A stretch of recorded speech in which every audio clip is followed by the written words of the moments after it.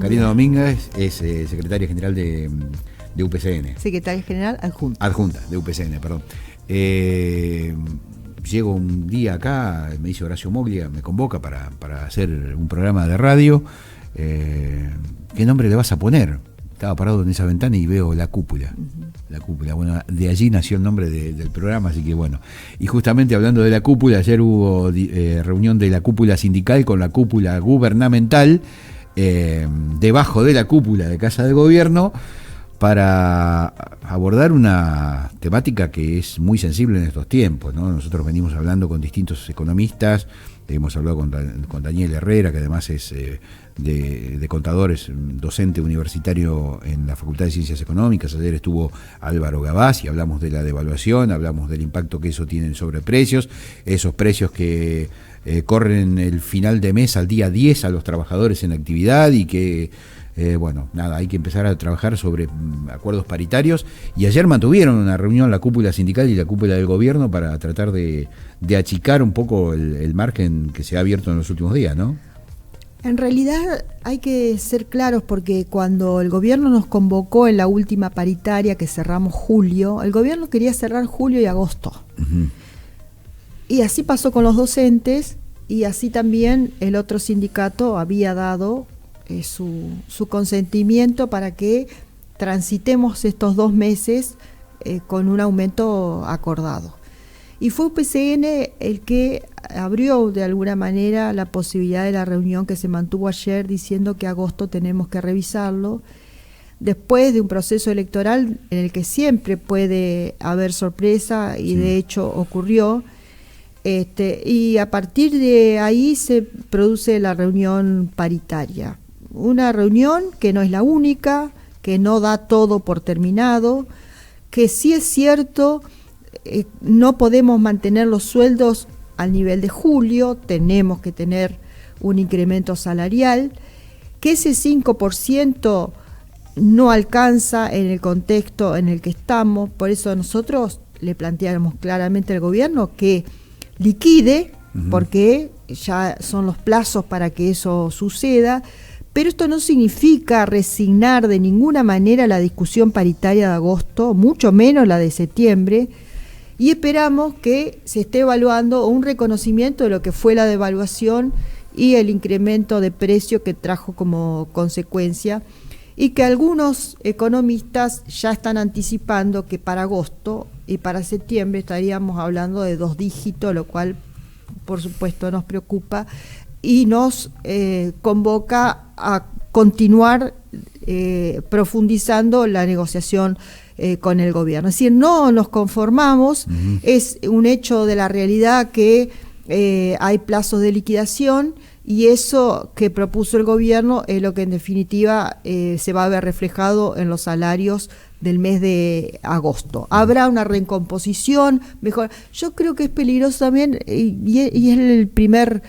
la primera oportunidad que tengo de hablarlo, creo que es peligroso insistir tanto con la idea del bono, porque creo que esto es una discusión que en las próximas 48 horas el gobierno nacional va a dar definiciones, va a dar medidas, pero no tenemos certeza de que se trasladen inmediatamente a la provincia, y generar expectativas con esto me parece una cuestión que en un momento donde están pasando tantas cosas y donde la situación de los trabajadores y trabajadoras es tan difícil, generar una expectativa donde después puede haber otro tipo de índices que manejemos y de situaciones que manejemos, hay que tener mucho cuidado. Bueno, sí, yo, de hecho, aquellos que han seguido mi trayectoria a lo largo de, no sé, 30 años de periodismo, van a saber de lo que hablo, digamos. Yo nunca estuve de acuerdo con algunas negociaciones por fuera de lo que es el básico. Yo nunca entendí cómo los sindicatos admitían algún tipo de bonificación sin que eso sea retributivo, digamos, ¿no? Porque contribuye al desfinanciamiento de la caja de jubilaciones, una serie de cuestiones que son demasiado técnicas y no quiero abundar en eso.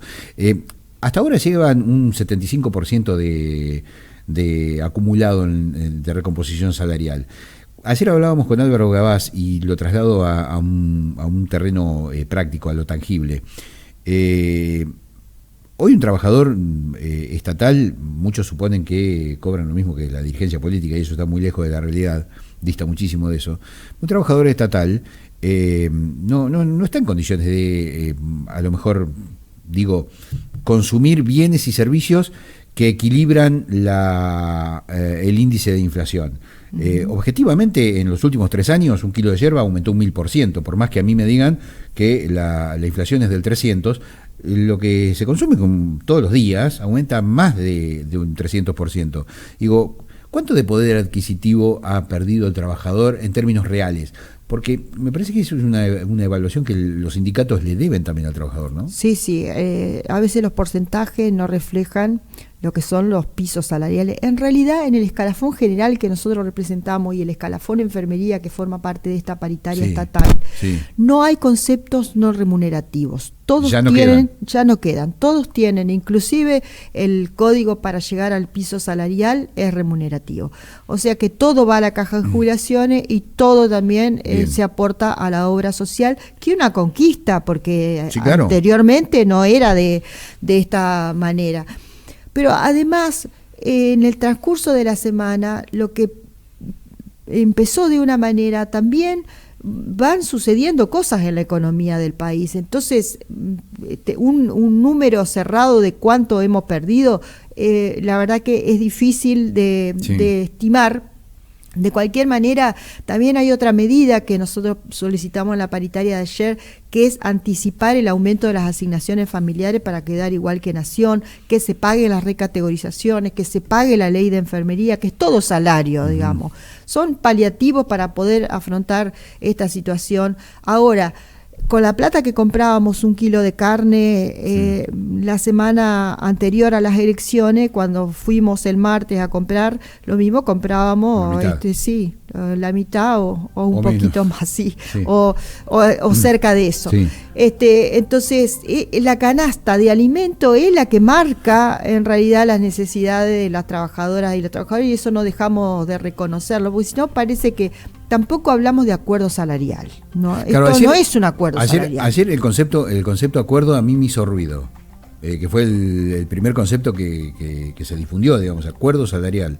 A ver si acordaron por debajo de los niveles de la necesidad de la gente. Claro. Es raro, digo. No, sobre todo nuestro sindicato, que ha planteado desde el año pasado una lucha constante con respecto a los distintos puntos que tienen que ver con el salario y la defensa y la protección del salario. Ayer lo que hubo es una aceptación de que se liquide en función de los tiempos de liquidación, y seguimos conversando. Si no hubiera paritaria, si la reunión paritaria se hubiera planteado como algo lejano para el mes de septiembre, nosotros no hubiéramos salido de la reunión aceptando de que se liquide. Claro. Pero es solamente esto, no nos vamos a quedar con este 5% para agosto, y las soluciones pueden ser varias, no estamos cerrados a las soluciones posibles siempre que sea para el bolsillo del trabajador. Ahora tampoco queremos que sea una solución para hoy y que se caiga mañana, porque tenemos que volver a rediscutir salario con una pauta estancada en el 76,1, ese es el porcentaje acumulado que tenemos de salario, contra la última inflación conocida, que es 60%. Del mes de julio. Claro. Nos falta la inflación de agosto y todo lo que ha venido sucediendo. Claro, un 76% sobre un indicador general, ¿no? Pero en realidad después el impacto va es más alto para la inflación de los trabajadores. Exactamente. Bueno, ¿cómo sigue esto? Digo, y es raro porque estamos hablando con una candidata a diputada provincial por el Frente Más Entre Ríos, digamos. ¿Cómo sigue esta discusión? ¿Cómo hacen para discutir con pares, digamos, prácticamente, ¿no? Hablando en términos políticos. Pero nosotros tenemos una clara diferencia del rol que cumplimos, y nuestra prioridad es la defensa de los trabajadores. De hecho, somos críticos con algunas cosas que están pasando con algunos funcionarios del gobierno. No nos corremos de nuestro lugar. Y en mi caso, de acceder a la Cámara de Diputados, va a ser un lugar de los trabajadores donde no vamos a a perder ninguna de las conquistas que hemos, al contrario. Yo creo que también la discusión salarial hay que verla en un escenario político, porque estamos en un momento de conflicto y otros sectores que no son un PCN plantean cierta escalada del conflicto. Yo creo que hay que tener cuidado porque con el resultado de las PASO lo que se viene es la derecha y ahí sí corremos serios riesgos los trabajadores. No podemos hacerle el favor a algunos sectores que están planteando quita de derecho cuando en realidad lo que tenemos que hacer es ampliar derechos de los trabajadores. Entonces me parece también que hay que tener, el gobierno debe tener un gesto claro con respecto a los próximos días de la paritaria, y que nosotros los trabajadores también tenemos que ser responsables, porque es muy fácil generar un conflicto cuando se es un gremio minoritario y no pierde nada, o a veces que no son gremios, son sectores autoconvocados o sectores políticos hoy están tratando de impulsar medidas de fuerza. Desnaturalizan lo que es la lucha gremial. En nuestro caso va a haber conflicto, van a ver en los próximos días que hay conflicto. Ahora, si estamos sentados en la paritaria, es contradictorio que estemos con medida de fuerza, lo cual no quita que no hagamos una medida de fuerza. A ver, para que lo entendamos, lo que están tratando de evitar es justamente eso, llegar a una instancia de medida de fuerza. Sí, pero no depende de nosotros, depende del gobierno. Si el gobierno abre las posibilidades de encontrar una mejora para el mes de agosto y dar una proyección para septiembre que convenza de alguna manera a los trabajadores, no digo que vaya a hacer lo que necesitamos en términos totales o puntuales, pero sí que se acerque a las demandas. Le pregunto si lo ha conversado, ¿no? En el marco de la conversación paritaria, digamos, con funcionarios del gobierno. ¿Por qué se tensa tanto la situación conociendo la realidad? Digo, ¿cuál es el motivo que esgrime el gobierno para no, además en un contexto electoral, digo, muchos osarían hacer algo de demagogia para llegar holgados a un proceso electoral que hoy, objetivamente, y según los datos que yo tengo, le resultaría adverso al gobierno, digamos. Pero bueno, es una apreciación personal, corre por mi cuenta. Digo, ¿cuál es el argumento que le da el gobierno a los gremios para decir, no, nos plantamos en esto porque, ¿por qué? Bueno, ayer en la reunión lo que se planteó es que para poder, lo importante es dar aumentos que se puedan sostener, no dar aumentos en los que después corran el cronograma, vean de qué forma lo pagan. Entonces hay un tema de recursos en donde el gobierno ha dicho, hemos dispuesto la mayor cantidad de financiamiento para lo que significa gastos de personal, y ahora estamos viendo de qué manera afrontamos los meses que siguen, así que claramente hay un tema económico. A ver, un tema económico que vinculado a lo político en muchos casos sería riesgoso. En este caso en particular, lo que llama la atención es que quizás no se hace una utilización incorrecta de los recursos sobre pretexto de tener un resultado electoral. Digo, ¿se sigue manejando el gobierno con coherencia? ¿Esa es la lectura que podemos hacer? Sí, yo creo que sí. Creo que el gobierno incluso pidió ayer que haya prudencia con respecto al tema de las medidas de fuerza. No lo exigió y quedó claro que no es un condicionamiento, pero sí que la voluntad es que sea la paritaria la que define. El gobierno hubiera podido pagar el 5% y no llamarnos. Claro.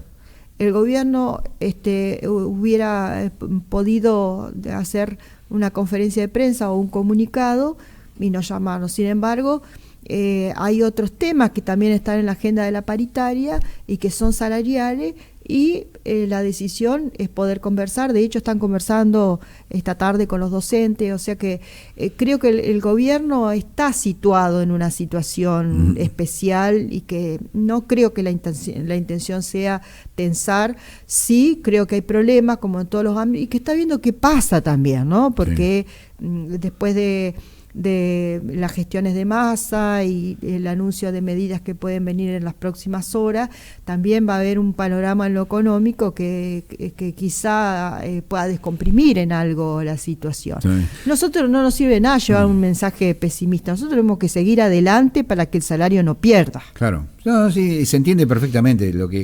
Lo que quizás la pregunta es un tanto capciosa, digamos, pero lo cierto es que, digo, a ver, no me voy a poner en defensor del gobierno, creo que son grandes, llevan 8 años al frente de un poder ejecutivo.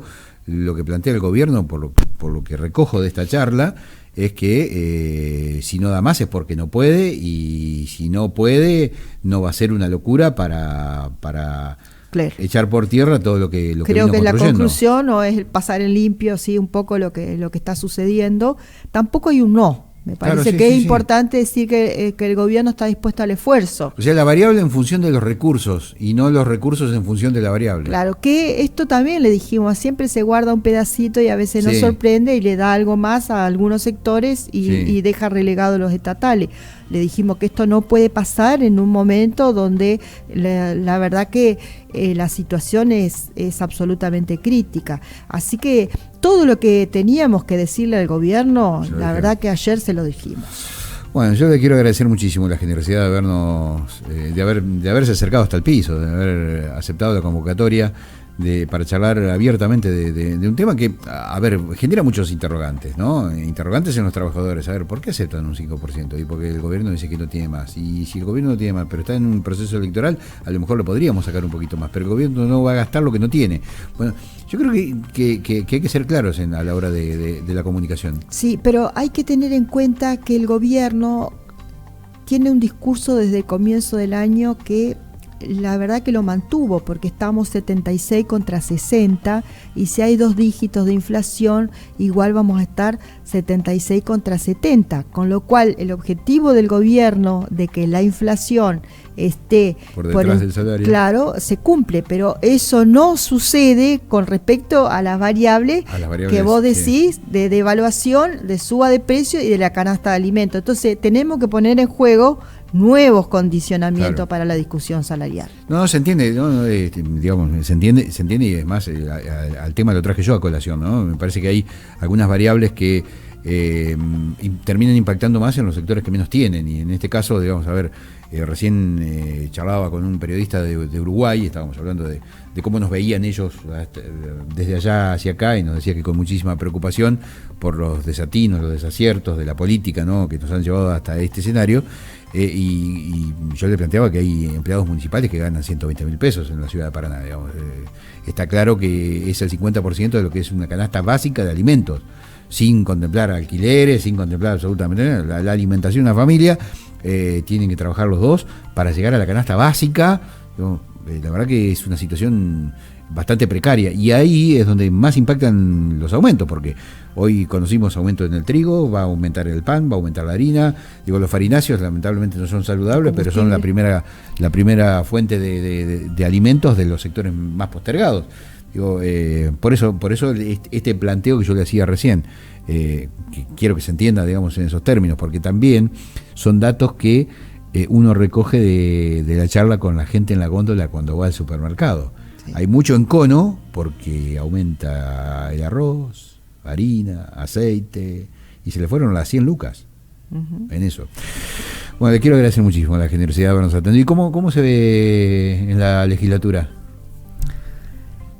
Bueno, primero no partimos de cero, porque nosotros tuvimos la presencia de nuestro secretario general 20 años en la Cámara de Diputados, y sacamos leyes importantes, leyes que incluso él se fue y después fueron tratadas y salieron, como la ley de la orquesta, claro, la ley de la orquesta sinfónica y la ley de enfermería.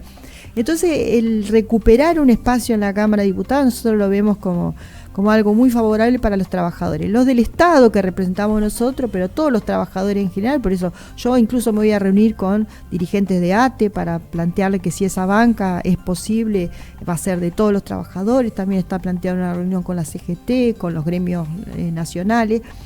Pero yo también imagino una banca de mucho trabajo. Hay muchas ideas que tienen los trabajadores que a veces no son escuchados por los funcionarios o por los políticos, y que no son solamente que tienen que ver con beneficios personales, sino son ideas de la práctica de estar en el Estado, que creo que hay que atender con mucha razonabilidad.